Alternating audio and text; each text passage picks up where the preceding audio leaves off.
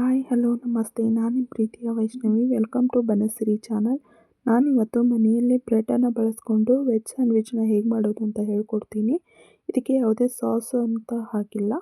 ಮೊದಲಿಗೆ 1 ಕಪ್ ಆಗುವಷ್ಟು ಈರುಳ್ಳಿನ ಕಟ್ ಮಾಡಿ ಇಟ್ಕೊಂಡಿದ್ದೀನಿ. ಹಾಗೆ 1 ಕಪ್ ಆಗುವಷ್ಟು ಟೊಮೆಟೊನ ಕಟ್ ಮಾಡಿ ಇಟ್ಕೊಂಡಿದ್ದೀನಿ. ಸ್ವಲ್ಪ ಕರಿಬೇವು, ಸ್ವಲ್ಪ ಕೊತ್ತಂಬರಿ, ಸಾಸಿವೆ, ಜೀರಿಗೆ, ಸ್ವಲ್ಪ ಉಪ್ಪು, ಅರಿಶಿನ, ಹಾಗೆ 100 ಗ್ರಾಮ್ ಆಗುವಷ್ಟು ಪನ್ನೀರನ್ನು ತುರಿದು ಇಟ್ಕೊಂಡಿದ್ದೀನಿ. ಹಾಗೆ ಶುಂಠಿ, ಬೆಳ್ಳುಳ್ಳಿ, ಜೀರಿಗೆ, ಕರಿಬೇವು, ಕೊತ್ತಂಬರಿ, 1-2 ಹಸಿಮೆಣಸನ್ನು ಹಾಕಿ ಪೇಸ್ಟ್ ಮಾಡಿ ಇಟ್ಕೊಂಡಿದ್ದೀನಿ. ಮೊದಲಿಗೆ ಒಂದು ಪಾತ್ರೆನ ಇಟ್ಕೊಳ್ಳೋಣ. ಇದಕ್ಕೆ 1-2-3 ಸ್ಪೂನ್ ಆಗುವಷ್ಟು ಎಣ್ಣೆನ ಹಾಕ್ಕೊಳ್ಳೋಣ. ಮೊದಲಿಗೆ 1 ಸ್ಪೂನ್ ಆಗುವಷ್ಟು ಜೀರಿಗೆ ಹಾಕ್ಕೋತಿದ್ದೀನಿ.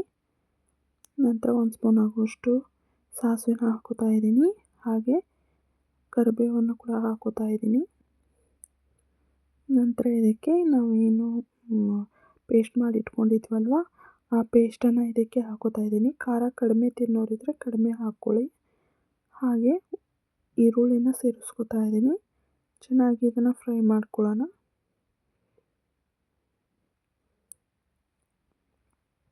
ನಂತರ ಇದಕ್ಕೆ ಟೊಮೆಟೊನ ಹಾಕ್ಕೊಳ್ಳೋಣ. ಹಾಕ್ಕೊಂಡು ಚೆನ್ನಾಗಿ ಮಿಕ್ಸ್ ಮಾಡ್ಕೊಳ್ಳೋಣ. ಮಕ್ಕಳು ವೆರೈಟಿಯಾಗಿ ಏನಾದರೂ ಕೇಳಿದರೆ, ಹಾಗೆ ಮನೆಯಲ್ಲಿ ಬ್ರೆಡ್ಡನ್ನು ತಿನ್ನದೇ ಇರುವಾಗ ಈ ಥರ ಮಾಡಿಕೊಟ್ರೆ ಮಕ್ಕಳಿಗೂ ಇಷ್ಟ ಆಗುತ್ತೆ. ಹಾಗೆ ಒಂದು ಸ್ವಲ್ಪ ಅರಿಶಿನ ಹಾಕ್ಕೋತಾ ಇದ್ದೀನಿ. ಒಂದು ಸ್ವಲ್ಪ ಗರಂ ಮಸಾಲಾನ ಹಾಕ್ಕೊಳ್ಳೋಣ. ಸ್ವಲ್ಪ ಧನಿಯಾ ಪೌಡ್ರನ್ನ ಹಾಕ್ಕೊಳ್ಳೋಣ. ಇದ್ದರೆ ಹಾಕ್ಕೊಳ್ಳಿ, ಧನಿಯಾ ಪೌಡ್ರ್ ಹಾಕಲೇಬೇಕು ಅಂತೇನಿಲ್ಲ. ಇದ್ದರೆ ಹಾಕ್ಕೊಳ್ಳಿ, ಇಲ್ಲಾಂದ್ರೂ ನಡೆಯುತ್ತೆ. ನಂತರ ಏನು ನಾವು ಪುಡಿ ಮಾಡಿ ಇಟ್ಕೊಂಡಿದ್ವಲ್ಲ ಪನ್ನೀರು, ಅದನ್ನು ಹಾಕ್ಕೊಳ್ಳೋಣ. ನಿಮಗೆ ಬೇರೆ ಯಾವುದಾದ್ರೂ ವೆಜಿಟೇಬಲ್ಸ್ನ ಸೇರಿಸ್ಕೋಬೇಕಂದ್ರೂ ನೀವು ಆ್ಯಡ್ ಮಾಡ್ಕೋಬೋದು. ಪನ್ನೀರ್ ಹಾಕ್ಕೊಂಡು ಚೆನ್ನಾಗಿ ಮಿಕ್ಸ್ ಮಾಡ್ಕೊಳ್ಳೋಣ. ಮಿಕ್ಸ್ ಮಾಡಿಕೊಂಡು ಇದಕ್ಕೆ ರುಚಿಗೆ ಎಷ್ಟು ಬೇಕೋ ಅಷ್ಟು ಉಪ್ಪನ್ನು ಹಾಕ್ಕೊಳ್ಳೋಣ. ಉಪ್ಪನ್ನು ನೋಡ್ಕೊಂಡು ಹಾಕ್ಕೊಳ್ಳಿ.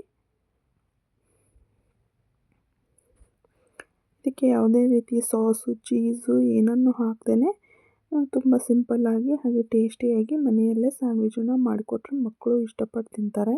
ಕೊನೆಯದಾಗಿ ಇದಕ್ಕೆ ಸ್ವಲ್ಪ ಕೊತ್ತಂಬರಿನ ಹಾಕ್ಕೊಂಡು ಚೆನ್ನಾಗಿ ಮಿಕ್ಸ್ ಮಾಡ್ಕೊಳ್ಳೋಣ.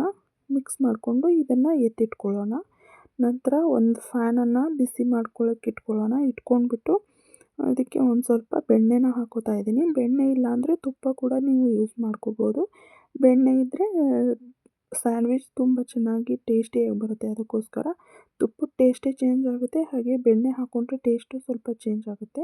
ನಂತರ ಇದನ್ನು ಡಬಲ್ ಸೈಡ್ ರೋಸ್ಟ್ ಮಾಡ್ಕೊಳ್ಳೋಣ. ಇದನ್ನು ಮೊದಲು ಈ ಥರ ರೋಸ್ಟ್ ಮಾಡ್ಕೊಳ್ಳದೆ ಮೊದಲೇ ಸ್ಟಫಿಂಗನ್ನು ಹಾಕ್ಕೊಂಡು ನಂತರ ರೋಸ್ಟ್ ಮಾಡ್ಕೋತಾರೆ. ಆ ಥರ ಮಾಡಿದರೆ ಒಂದು ಕಡೆ ಸರಿಯಾಗಿ ರೋಸ್ಟ್ ಆಗಿರೋದಿಲ್ಲ. ಅದಕ್ಕೋಸ್ಕರ ನಾನು ಮೊದಲಿಗೆ ಸ್ವಲ್ಪ ಲೈಟಾಗಿ ರೋಸ್ಟ್ ಮಾಡ್ಕೋತೀನಿ. ನಂತರ ಇದಕ್ಕೆ ಸ್ಟಫಿಂಗನ್ನು ಹಾಕಿ ಮತ್ತು ಚೆನ್ನಾಗಿ 2 ಕಡೆ ರೋಸ್ಟ್ ಮಾಡಿಕೊಂಡ್ರೆ ಕ್ರಿಸ್ಪಿಯಾಗಿ ಬರುತ್ತೆ. ನೋಡಿ, ಇಷ್ಟು ಲೈಟಾಗಿ ರೋಸ್ಟ್ ಆದರೆ ಸಾಕು. ಇವಾಗ ಇವನ್ನ ಎತ್ತಿಟ್ಕೋತೀನಿ. ಇದೇ ರೀತಿ ಇನ್ನೂ ಒಂದು 4 ಬ್ರೆಡ್ಡನ್ನು ನಾನು ಇದೇ ಥರ ರೋಸ್ಟ್ ಮಾಡಿಕೊಂಡು ಎತ್ತಿಟ್ಕೊಳ್ತೀನಿ. ನಂತರ ಇದಕ್ಕೆ ಏನು ನಾವು ಮಾಡ್ಕೊಂಡಿದ್ವಲ್ವ ಆ ಪನ್ನೀರನ್ನು ಇದಕ್ಕೆ ಹಾಕ್ಕೊಳ್ಳೋಣ. ನೋಡಿ, ಈ ಥರ ಇಟ್ಕೊಂಡಿದ್ದೀನಿ. ಇವಾಗ ಅದೇನು ಸ್ಟಫಿಂಗ್ ರೆಡಿ ಮಾಡ್ಕೊಂಡಿದ್ವಲ್ಲ ಅದನ್ನು ನಿಮಗೆ ಎಷ್ಟು ಬೇಕು ನೋಡಿಕೊಂಡು, ಜಾಸ್ತಿ ಬೇಕಂದರೆ ಜಾಸ್ತಿನೇ ಹಾಕ್ಕೊಳ್ಳಿ, ಕಡಿಮೆ ಲೈಟಾಗಿರಲಿ ಅಂದರೆ ಲೈಟಾಗಿ ಹಾಕ್ಕೊಳ್ಳಿ. ನಾನು ಒಂದು ಸ್ವಲ್ಪ ಜಾಸ್ತಿನೇ ಹಾಕಿದ್ದೀನಿ. ಇವಾಗ ಇದಕ್ಕೆ ಏನು ಸಾಸು ಅದೇನು ಹಾಕೋದು ಬೇಡ. ಜಸ್ಟ್ ಇದೇನು ನಾವು ರೆಡಿ ಮಾಡ್ಕೊಂಡಿದ್ವಲ್ಲ ಇದನ್ನಷ್ಟೇ ಹಾಕೋಣ. ಹಾಕ್ಕೊಂಡ ನಂತರ ಇದನ್ನು ಮತ್ತೊಂದು ಬ್ರೆಡ್ಡಿಂದ ಕ್ಲೋಸ್ ಮಾಡಿಕೊಂಡು ಇವಾಗ ಮತ್ತೆ ಫ್ಯಾನ್ ಬಿಸಿ ಮಾಡೋಕ್ಕೆ ಇಟ್ಕೊಂಡು ಈ ಥರ ಪ್ರೆಸ್ ಮಾಡ್ಕೊಳ್ತಾ ರೋಸ್ಟ್ ಮಾಡ್ಕೊಳ್ಳೋಣ.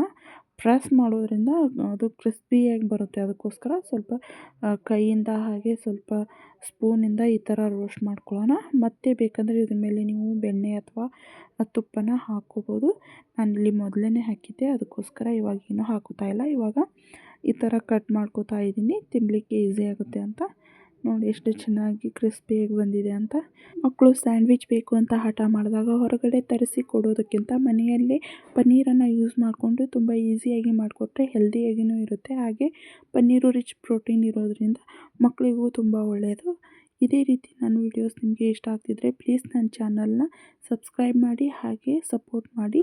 ಈ ವಿಡಿಯೋ ಏನಾದರೂ ಇಷ್ಟ ಆಗಿದ್ರೆ ಪ್ಲೀಸ್ ಒಂದು ಲೈಕ್ ಕೊಡಿ ಹಾಗೆ ಹೆಚ್ಚು ವಿಡಿಯೋನ ಶೇರ್ ಮಾಡಿ. ಸಿಗೋಣ ನೆಕ್ಸ್ಟ್ ವಿಡಿಯೋದಲ್ಲಿ. Thank you for watching.